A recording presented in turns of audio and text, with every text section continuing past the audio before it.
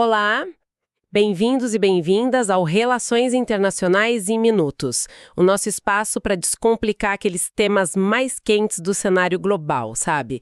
Sempre de um jeito simples e direto. Olha, antes da gente começar a análise de hoje, aquele lembrete rápido. Não esquece de curtir o episódio, tá? Compartilha com quem você acha que vai gostar do tema e, claro, deixa seu comentário. A gente quer muito saber o que você pensa. Hoje o papo é sério. A gente vai mergulhar numa questão, assim, fundamental. Por que será que as relações internacionais ainda parecem contadas, na maioria das vezes, pela perspectiva masculina? O que muda de verdade quando a gente coloca a lente do gênero para analisar o poder global? Exatamente. A gente vai explorar hoje a teoria feminista nas relações internacionais. E, olha, é importante já dizer de cara, não é só para adicionar um toque de sensibilidade ou algo assim, viu? É para investigar de forma crítica mesmo. Quem é que tem voz nesse cenário? Quem acaba sendo silenciado? E no fim das contas, né?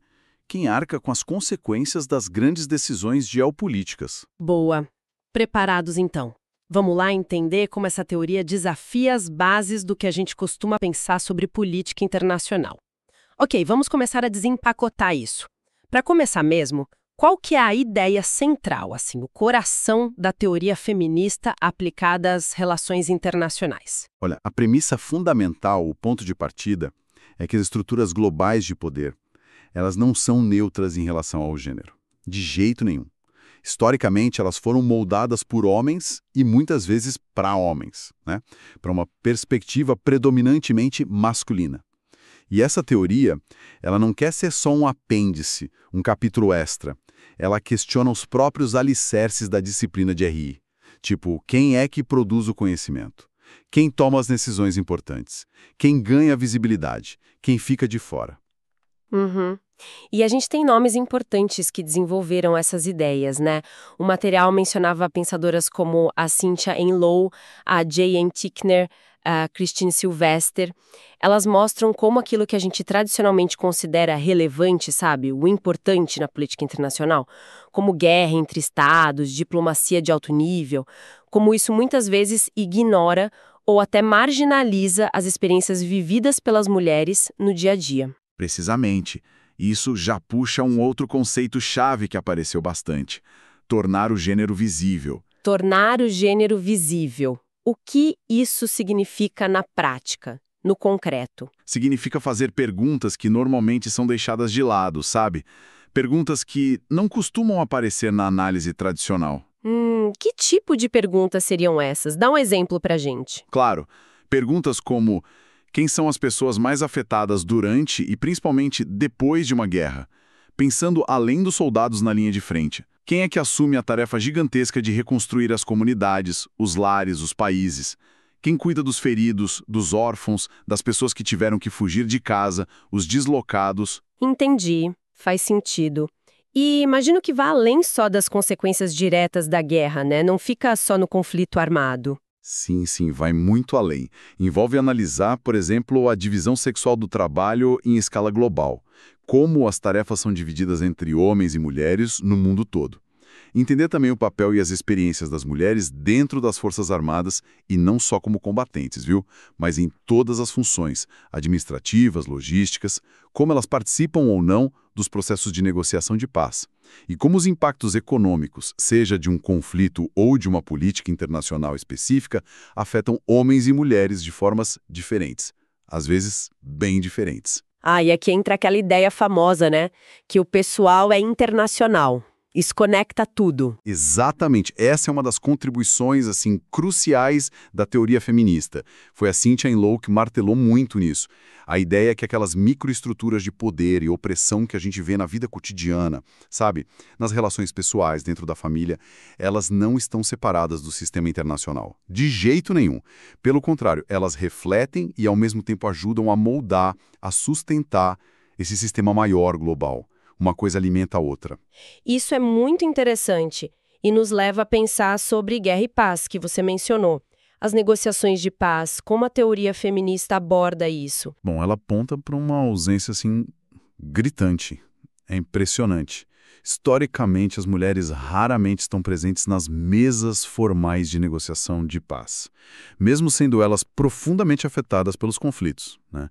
E mesmo desempenhando papéis cruciais, se é que é importante, não apenas como vítimas passivas, mas como agentes ativas na sobrevivência e na reconstrução das sociedades. E essa ausência, essa invisibilidade, desafia a própria noção de segurança, certo? Aquilo que a gente entende por segurança. Sem dúvida alguma. A teoria feminista questiona na raiz: segurança para quem? E segurança definida com base em quê? O conceito tradicional de segurança foca muito na segurança do Estado, né? Proteção contra ameaças externas, ausência de guerra entre nações, aquela coisa mais militarizada. Mas a segurança real, a segurança das pessoas, vai além disso, imagino? Muito além. Para a teoria feminista, segurança também significa, por exemplo, o fim da violência dentro de casa. A violência doméstica é uma questão de segurança.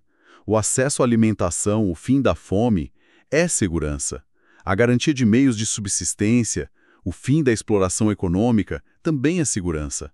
É uma visão, assim, muito mais ampla, muito mais humana, focada nas pessoas e não só no Estado. Entendi. E quando a gente olha para as instituições militares mesmo, para as Forças Armadas, a presença feminina tem crescido, é um fato, mas a teoria feminista aponta que só isso não resolve tudo, né? De fato, não resolve.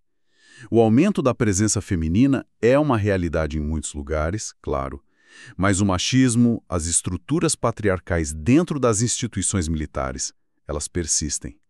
São muito arraigadas. Além disso, a análise feminista vai mais fundo. Ela investiga fenômenos profundamente perturbadores, como a sexualização da violência em conflitos armados e o uso sistemático do estupro como arma de guerra. Isso não é um acidente, é uma tática. Examina também o papel simbólico que o corpo feminino ocupa nessas dinâmicas de poder e dominação durante os conflitos. Nossa, é pesado. E tem também uma crítica forte à forma como o discurso sobre os direitos das mulheres às vezes é usado, né? Meio que instrumentalizado. Sim, uma crítica bem contundente à hipocrisia de certos discursos, principalmente os liberais. Apareceu em vários textos isso. Muitas vezes a ideia de libertar as mulheres de um regime X ou Y é usada como justificativa, como pretexto mesmo, para intervenções militares ou para certas políticas externas. Só que aí, depois da intervenção, as vozes e as necessidades reais das mulheres daquele lugar são frequentemente ignoradas nos processos de reconstrução ou na definição da nova política. Cai no esquecimento. Entendi. Então a teoria feminista é bastante crítica a essa instrumentalização do gênero para fins geopolíticos. Usar a causa como desculpa? Exatamente. Ela denuncia como a pauta de gênero pode ser cooptada, sabe, utilizada como ferramenta de poder por certos atores, sem que haja um compromisso genuíno com a transformação das estruturas de desigualdade que estão na raiz do problema. Falamos aqui de teoria feminista, mas é importante a gente dizer que não existe um bloco único, né? Uma coisa só. Existem diferentes correntes, diferentes vertentes dentro dela. Correto, muito bem lembrado. O feminismo nas relações internacionais é diverso, é plural. Existem múltiplas vertentes, como você disse.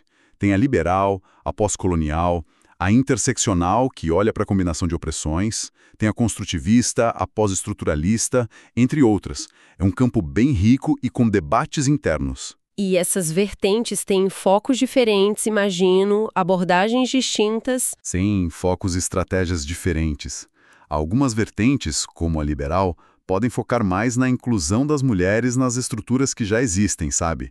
Garantir direitos iguais, acesso a cargos de poder. Já outras, como a pós-colonial ou a interseccional, adotam uma postura mais crítica em relação ao próprio sistema. Elas questionam o capitalismo, o patriarcado e o colonialismo como a raiz das desigualdades.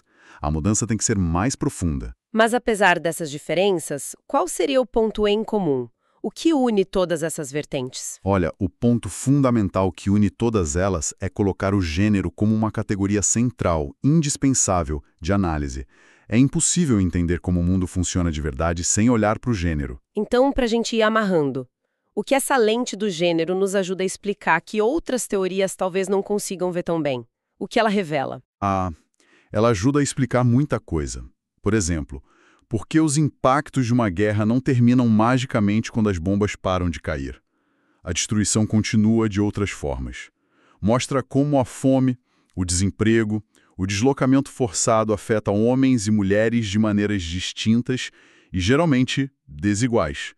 As mulheres muitas vezes carregam um fardo maior. E também sobre aquelas dinâmicas de poder mais sutis do dia a dia, imagino. Sim, exatamente. Permite compreender o papel político do corpo, como ele é controlado, significado. Como narrativas morais são construídas e usadas na política internacional, muitas vezes explorando estereótipos de gênero, né? A mulher como vítima indefesa, o homem como protetor, e como opera o silenciamento institucionalizado de certas vozes e experiências. Quem pode falar e quem não pode. No fundo, então, é um convite para a gente repensar quem a gente considera como o representante padrão da humanidade quando falamos de relações internacionais, né? Quem é o sujeito ali?